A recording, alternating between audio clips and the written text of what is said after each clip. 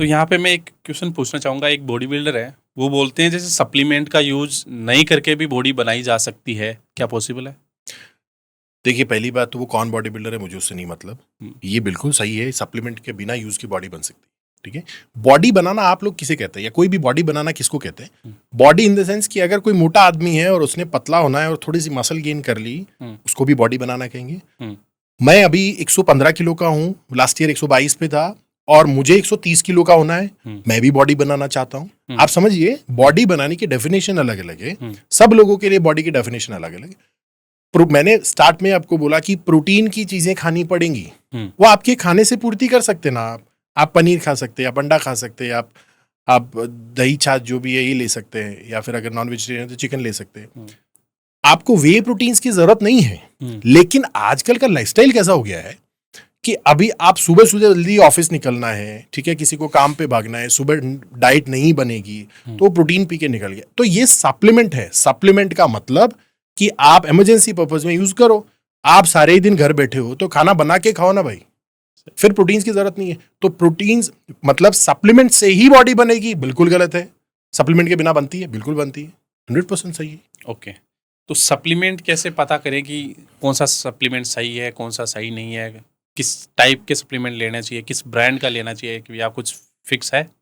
देखिए, बेसिकली तो क्या है कि आपके शरीर में, हमारे इंडियन डाइट में कार्बोहाइड्रेट रिच डाइट होती है, कार्बोहाइड्रेट ही ज्यादा खाते हैं हम लोग। इंडियन डाइट में ज्यादातर अनाज खाया जाता है। आप अगर देखेंगे तो बिस्किट बिस्किट खाते हैं, अनाज के बने हैं। रोटी सब्जी खाते हैं, अनाज है। चावल खाते हैं, अनाज है। तो हर चीज हमारे यहाँ पे अनाज ज्यादा है।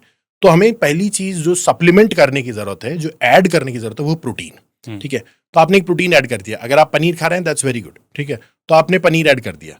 एक होता है मल्टीविटामिन, तो एक हो गया प्रोटीन, एक मल्टीविटामिन। ये सफिशिएंट सप्लीमेंट है जो आदमी थोड़ा फिट रहना चाहता है। अब फिर स्पोर्ट्स के हिसाब से डिमांड बढ़ती है।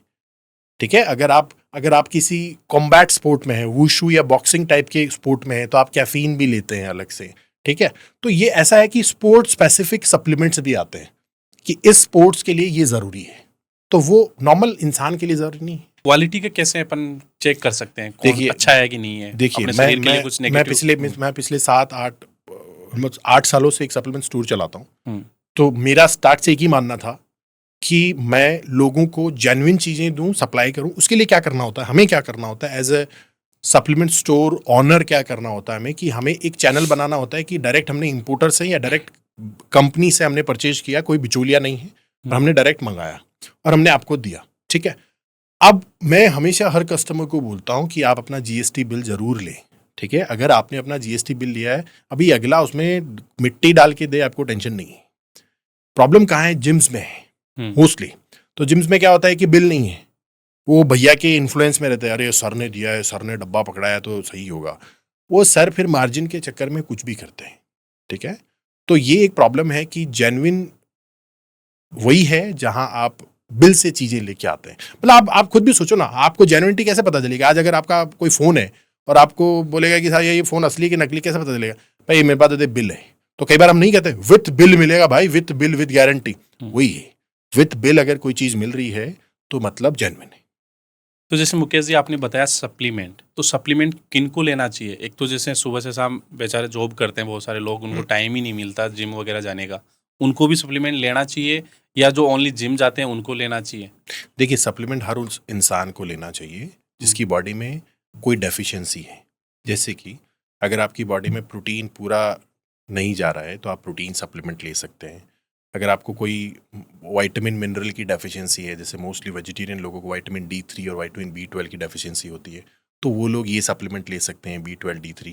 तो कहने का मतलब हर वो इंसान जिसकी बॉडी में डेफिशिएंसी है, कमी है किसी चीज़ की, वो सप्लीमेंट ले सकता है।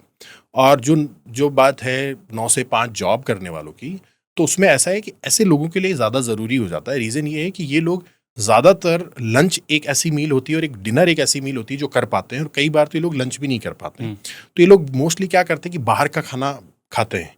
तो उसको अवॉइड करने के लिए अगर इनके पास कोई हेल्दी ऑप्शन रहेगा, कोई प्रोटीन है, साथ में थोड़े बादाम है, नट्स हैं, तो ये लोग वो खराब खाने की बजाय कुछ अच्छा खाएंगे तो इनका शरीर बेटर परफॉर्म करेगा और इनकी प्रोडक्टिविटी बढ़ेगी, शाम तक थकान नहीं होगी, तो चीज़ें इंप्रूव होगी।